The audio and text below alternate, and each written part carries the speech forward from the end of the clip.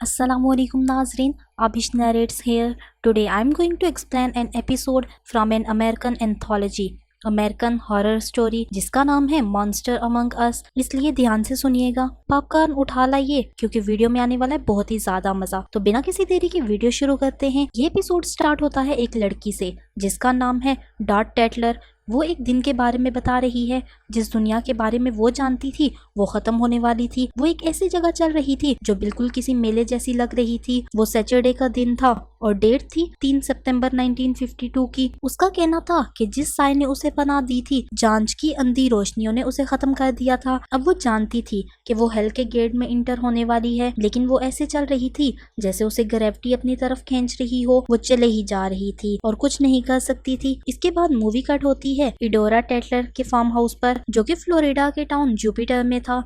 और ये टाइम था 1952 का। उनके घर पर मिल्कमैन आता है और देखता है पिछले दिनों का दूध भी वहाँ ही पड़ा है। मिसेस टेटलर ने वहाँ से दूध नहीं उठाया था। वो आदमी कुछ परेशानी में अंदर चला जाता है। वो देखता है मिसेस टेटलर की डेड बॉडी डाइनिंग टेबल के पास नीचे पड़ी हुई है। वो बहुत ज्यादा डर जाता है, लेकिन फिर आगे बढ़ता है ताकि आगे देख सके। वो किचन से डफ रोलर उठाकर सीढ़ियों पर चढ़ने लगता है। उसे कुछ अजीब सी आवाजें आने लगती हैं, तो वो डोर ओपन करता है, लेकिन डोर खुलते ही वो बहुत ज्यादा डर जाता है। फिर एपिसोड कट होता है एक हॉस्पिटल में, जहाँ एक इंजर्ड वुमेन को ऑपरेटिंग रूम में लाया जाता है। एक नर्स बुरी सी शक्ल से रूम के बाहर आती है और वॉमिट करने लगती है, जिससे पता चल रहा था कि वो अंदर जरूर कुछ भयानक देख कर आई है। अब डॉक्टर उस वुमेन के एक्सरे को चेक कर रहे थे। फिर उन्हें रिवील होता है कि इंजर्ड वुमेन का एक ब्लैडर, 3 किडनीज, 4 लंग्स और 2 हार्ट हैं और सर्कुलेटरी सिस्टम भी शेयर्ड हुआ है। उसके बाद नर्स एक आर्टिकल पढ़ रही थी जो कि उसी हादसे के बारे में था, जिसमें ये लिखा था कि मिसेस टेटलर के घर पर शायद उनके ही खून का मॉन्स्टर क्रिएचर रहता है। अब मिसेस टेटलर के बारे में ये जाना जाता था कि वो अकेली रह रही हैं। अब एक नर्स जिसका नाम था पेनी, उसका कहना था कि शायद मॉन्स्टर मिसेस टेटलर की ही औलाद हो जिसको उन्होंने दुनिया से छुपा कर रखा हुआ था। उसके बाद एक औरत जिसका नाम था एल्सा हॉस्पिटल आती है और पेनी से उस हादसे के बारे में पूछने लगती है, लेकिन पेनी उसे कुछ भी बताने से इनकार करती है। अब एल्सा उसे एक बिजनेस कार्ड दिखाती है और वहाँ विजिट करने को बोलती है। उसके बाद हम देखते हैं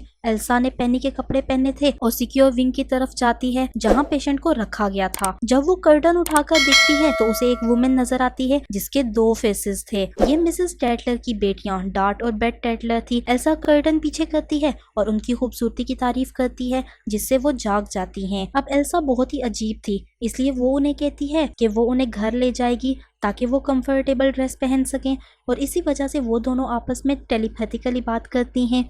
डार्ट बहुत सीरियस थी और खामोश रहना पसंद करती थी, लेकिन बेट बहुत ही ज्यादा बबली थी और उसे मूवीज देखना बहुत ज्यादा पसंद था। अब एल्सा डार्ट को खुश करने में नाकाम रहती है, जो उसे देखती रहती है और उसके गलत इरादों के बारे में जानने की कोशिश करती है, लेकिन एल्सा उससे स्मूथली बात करने की कोशिश कर रही थी। अब वो उन दोनों से उनकी सेक्स लाइफ और बॉयफ्रेंड के बारे में पूछती है, जिससे बेट के दिल में तो लड्डू फूटने लगते हैं, लेकिन डार्ट को बहुत डिस्गस्टिंग लगता है। अब एल्सा दोनों सिस्टर्स को अकेले छोड़कर जाने लगती है, लेकिन वापसी के बारे में कुछ नहीं बताती। उसके बाद सीन कट होता है एक कपल की तरफ, ट्रॉय मिलर और बोनी लिप्टन, जो कि ओकीचोबी लेक के पास रोमांटिक मोमेंट साथ में गुजार रहे थे। अचानक ट्रॉय अपनी कार से कुछ लाने के लिए भागता है, जबकि बोनी अपने लवर के वापस आने का वेट कर रही थी, लेकिन उसी वक्त कोई झाड़ियों से निकलकर उसकी तरफ आता है। अब बोनी भी उसे देख रही थी। वो इंसान क्लाउन के गेटअप में था। उसने बहुत अजीब और डरावना मास्क पहना हुआ था। बोनी उससे डरने लगती है, लेकिन क्लाउन बो करके उसे फेक फ्लावर्स देता है ताकि वो सिक्योर फील करे। जब ट्रॉय वापस आता है तो क्लाउन एक बाउलिंग पिन निकालता है। बोनी फिर से परेशान हो जाती है जब उसे पता चलता है कि ट्रॉय ने उसे बुलाया ही नहीं है। अब क्लाउन दोबारा बो करता है और दोनों को बाउलिंग पिन से मारने लगता है। जब बोनी को होश आता है तो वो देखती है कि क्लाउन ट्रॉय को सीजर से मार रहा है। अब बोनी डर के मारे वहां से भागने लगती है, जबकि क्लाउन उसके पीछे भागता है। अब एल्सा डाइनर में थी और न्यूज़पेपर से कुछ कटिंग करती है ताकि उन्हें अपनी स्क्रैप बुक पर लगा सके, और बाकी लोग टेटलर के मर्डर पर न्यूज़ पढ़ रही थी। अब एल्सा नोट करती है कि एक बॉय जिसका नाम था जिमी डार्लिंग, वो लेदर की जैकेट पहने एक वेट्रेस के साथ फ्लर्ट कर रहा था। अब ये बात एल्सा को चुभने लगती है। वो उठकर उसके पास चली जाती है, उसको लड़कियों को छेड़ने और उनसे फ्लर्ट करने पर गुस्सा करती है और कहती है वो यहाँ काम करती है ताकि शो को बढ़ा सके और ऑडियंस ज्यादा हो। तब जिमी कहता है कि उसने उसके मालिक मकान की बात सुनी थी जो उसे वहां से जाने के लिए बोल रहा था, वो किसी फ्रेम में ना रहे। और फिर उसके बाद एक फ्लैशबैक दिखाया जाता है जिसमें एल्सा ने एक 2 फुट लंबी औरत को उठाया हुआ था जिसका नाम था माँ पटीट, और वो कपड़े लटका रही थी। तभी उसका मालिक मकान मिस्टर हेडनफील्ड आता है और उसे जगह खाली करने के लिए बोलता है, क्योंकि वो ये जगह किसी और को लीज पर देना चाहता था जो उसे एडवांस में ज्यादा कैश दे रहा था। वो उसे कहता है, भले ही तुमने 1 साल की लीज पर साइन किए थे, लेकिन अभी तक उसके शो के लिए कोई कस्टमर नहीं आया था, जबकि 2 माह भी गुजर गए थे। अब मिस्टर हेडनफील्ड की वाइफ को भी ये बात पसंद नहीं थी कि ये पागल उनकी जगह पर रहे। अब वो मिस्टर हेडन को अपनी अंडरगारमेंट्स दिखाने लगती है और उनके हाथ में पकड़ा देती है और कहती है कि स्नैप्स के लिए वो उसके रूम में आए। स्नैप्स एक अल्कोहलिक ड्रिंक थी। प्रेजेंट टाइम में जब जिमी ऊंची आवाज में बोलता है कि कैसे गलत इरादे से तुमने अपने मालिक मकान को एक और मंथ रहने पर राजी किया है, तो एल्सा उसे बोलती है कि वो अपने काम से काम रखे। फिर वो उसे तंजिया अंदाज में पूछने लगती है, जिस वेट्रेस के साथ तुम फ्लर्ट कर रहे थे उसकी डिफॉर्मिटी के बारे में क्या ख्याल है। जिमी को उसकी बात पर गुस्सा आ जाता है और वो उसे बोलता है, बस बहुत हुआ।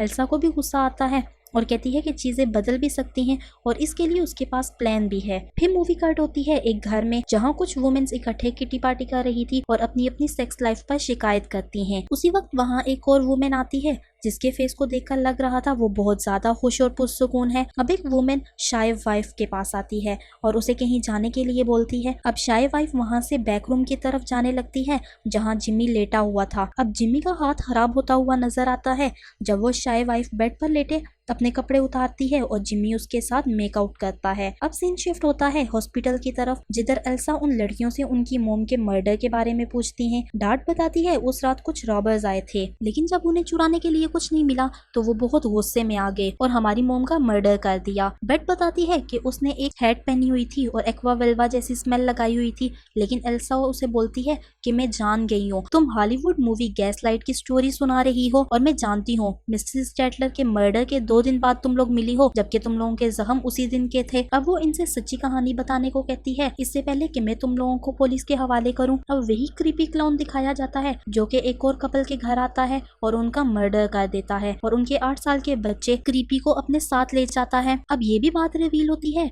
कि ट्राई मिलर, मिसेस स्टेटलर और इस कपल का खून एक ही तरीके से किया गया था, जबकि बोनी और क्रीपी किडनैप हो चुके थे। किडनैपिंग और मर्डर एक मंथ से बहुत ही ज्यादा हो रहे थे। अब बोनी और क्रीपी दिखाई देते हैं जो कि जंगल के मिड में कैद थे।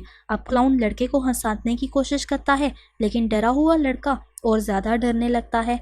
क्लाउन गुस्से में आ जाता है और उनके पिंजरे पर चीजें फेंकने लगता है। दूसरी तरफ डार्ट और बेट अरेस्ट होने से बचने के लिए हॉस्पिटल से भागने की तैयारी करती हैं, लेकिन तभी एल्सा वहां आ जाती है और उन्हें बोलती है कि तुम लोगों ने ही अपनी मोम को मारा है, और फिर कहती है जरूर बेट, तुमने ही अपनी मोम को मारा होगा क्योंकि मिसेस स्टेटलर तुम्हें मूवी दिखाने के लिए बाहर जो नहीं लेकर जाती थी। अब डार्ट एडमिट कर लेती है कि ऐसा ही हुआ है, लेकिन बेट नहीं जानती थी कि वो क्या कर रही है। फिर एल्सा उन्हें बोलती है, इसीलिए डार्ट ने बेट को छुरी घोंपी ताकि सबको लगे कि मोम ने उन्हें भी मारने की कोशिश की थी। अब बेट सीधे पॉइंट पर आती है कि एल्सा तुम हमसे क्या चाहती हो वो बताओ, और तब एल्सा उन दोनों को अपने घर ले आती है और पागलपंती के शो में उन्हें स्टार बनाने का सोचती है। इसके शो में हर किस्म के एबनॉर्मल लोग शामिल थे। अब 3 सितंबर थी। बेट अपनी डायरी में लिखती है कि फाइनली वो फ्री हो गई है। वो सर्कस की लाइट और उसके ग्लैमर में मगन हो चुकी थी, लेकिन डार्ट फ्यूचर के बारे में बहुत ज्यादा खौफजदा थी और फार्म में खामोशी चाहती थी। अब एल्सा के पागलपंती फार्म पर और भी बहुत ज्यादा अजीब अजीब लोग थे। अब जिमी पुलिस के बारे में सोचकर परेशान था, लेकिन एल्सा कहती है कि उसके पास उसके लिए प्लान है। अब एल्सा के आर्डर पर जिमी फ्रीक शो के पोस्टर लगा देता है। पोस्टर द सायामीज सिस्टर के बारे में था। अब उनके पास कुछ यंग लोगों की कार गुजरती है तो वो उन पर कचरा फेंकने लगते हैं। तब जिमी को रियलाइज होता है कि कैसे दुनिया के लोग हम जैसे लोगों के साथ बिहेव करते हैं। एल्सा अपने डाइनिंग रूम में थी, तभी पेनी बहुत ज्यादा गुस्से में वहां आती है और कहती है कि तुमने मुझे ड्रग्स क्यों दी। तब वो उसे बताती है कि तुम खुद इसके लिए विलिंग थी, और फिर वो उसे कुछ वीडियोस दिखाती है जिसमें वो जिमी और कुछ और फ्रीक्स के साथ इंटीमेट हो रही थी। पेनी उसे कहती है कि तुम धोखेबाज हो, यहाँ मॉन्स्टर रहते हैं, तुम्हारा फ्रीक शो एक धोखा है, मैं सब लोगों को बता दूंगी। लेकिन एल्सा उसे जाने से रोकती है और कहती है कि जिन्हें तुम मॉन्स्टर बोलती हो ना, वो रियल हीरोज हैं, असल मॉन्स्टर तो बाहर के लोग हैं। बोर तल्ख गुडनज़दा रूह से महरूम घरेलू वाइफ जो बंद दरवाजों के पीछे ब्यूटीफुल सेक्सुअल लाइफ के ख्वाब देखती हैं। और फिर एल्सा उसे कहती है कि मेरे मॉन्स्टर्स जिनको दूसरे लोग कम तर समझते हैं, वो दरअसल उन लोगों को खुशियां देते हैं जिनको खुशी और हंसी की जरूरत होती है। वो दूसरों की तरह नहीं है, बल्कि अपने लिए खुद जिंदगी चूज करते हैं। अब जिमी अपनी मोम को वो पैसे देता है जो वो नीडी वाइफ्स के साथ मेकआउट में कमा कर लाया था और कहता है कि मैं ये शो छोड़ना चाहता हूँ और अपनी नॉर्मल लाइफ गुजारना चाहता हूँ। लेकिन उसकी मोम उसे बोलती है कि हमारे लिए ये नॉर्मल लाइफ ही है। अब जिमी को पता चलता है कि डिटेक्टिव डार्ट और बेट को उनकी मोम के मर्डर के सस्पिशियस होने पर अरेस्ट करने आया है। तब जिमी उनको डिफेंड करने की कोशिश करता है कि ये तो इवन मक्खी को भी नहीं मार सकती, तो अपनी मोम को कत्ल कैसे करेंगी। लेकिन डिटेक्टिव कहता है ये मॉन्स्टर हैं, इसलिए कुछ भी कर सकती हैं। जिम्मी को बहुत ज्यादा गुस्सा आ जाता है जब डिटेक्टिव उन लोगों को मॉन्स्टर बोलता है और सबसे डिफरेंट समझता है, इसीलिए जिम्मी डिटेक्टिव का मर्डर कर देता है। अब पहली बार डार्ट को लगा कि फ्रीक कम्युनिटी अच्छी है और फिर वो जिम्मी को थैंक्स बोलती है कि उसने उन दोनों को बचा लिया था। एक रात जाहिल और अजीब आदमी जिसका नाम था डैंडी मोट, वो और उसकी मदर ग्लोरिया शो देखने के लिए बैठे थे। ग्लोरिया ने पूरा शो अपने बेटे को दिखाने के लिए खरीद लिया था। कुछ ही देर में इथल, जिमी की मदर जिनके फेस पर बाल थे, वो शो को स्टार्ट करती हैं और पिपर को इंट्रोड्यूस करवाती हैं उसके वियर्ड बाजू की वजह से, और फिर माँ पटीट और सैमी सिस्टर को। उसके बाद एल्सा आती है और गाना गाने लगती है। शो एंड होने पर ग्लोरिया एल्सा को बताती है कि मेरे बेटे को सियामीज सिस्टर बहुत अच्छी लगी है, इसलिए मैं उन लोगों को $15,000 में खरीदना चाहती हूँ। लेकिन डार्ट और बेट कहती हैं अब फ्रीक ही उनका घर है। एल्सा जब ग्लोरिया को मना करती है तो वो उसके शो के बारे में बुरा भला कहने लगती है और कहती है कि तुमने बहुत बुरा गाना गाया था और सबसे बुरी मॉन्स्टर तुम हो। इसके बाद दिखाया जाता है कि जिमी डिटेक्टिव की बॉडी को दफनाने के लिए जाता है और वहाँ वो एक मोटिवेशनल स्पीच देता है कि अगर लोग उन्हें जाने बगैर मॉन्स्टर बोलते हैं तो वो खुद मॉन्स्टर हैं, और अगर अब उनके साथ किसी ने भी बैड बिहेव किया तो वो सबको खत्म कर देंगे जैसे डिटेक्टिव को किया था। वो सब जोश में थे, तभी क्लाउन उन्हें देख रहा था। उसके बाद एल्सा को दिखाया जाता है जिसने खाना नहीं खाया था। इथल उसके रूम में खाना लाती है तो उसे रियलाइज होता है कि ग्लोरिया की बातों की वजह से वो बहुत परेशान है। इथल उसे बोलती है कि आपने ट्विन सिस्टर्स को लाकर बहुत अच्छा किया, वो हमारे लिए बहुत ज्यादा हेल्पफुल हैं, अब लोग हमारे साथ कुछ गलत नहीं करेंगे। इथल के जाने के बाद एल्सा कहती है उन्हें मैं अपने लिए लाई हूँ, खुद को दुनिया से बचाने के लिए लाई हूँ। और फिर दिखाया जाता है एल्सा खुद की टांग अलग करती है, उसकी टांगे फेक थी, मतलब वो खुद भी एक मॉन्स्टर थी। और ये मूवी यही खत्म हो जाती है। कैसी लगी आप लोगों को आज की वीडियो कमेंट सेक्शन में लाजमी बताइएगा। अगर वीडियो पसंद आई हो तो लाइक कर दें, और अगर चैनल को अभी तक सब्सक्राइब नहीं किया तो प्लीज चैनल को सब्सक्राइब करें और साथ में लगे बेल आइकन को भी प्रेस कर दें। मिलेंगे नेक्स्ट वीडियो में। Thanks for watching. If you want to watch this movie or season, the links are in description below. Please like, subscribe and comment. And if you want to watch more, hit the bell icon.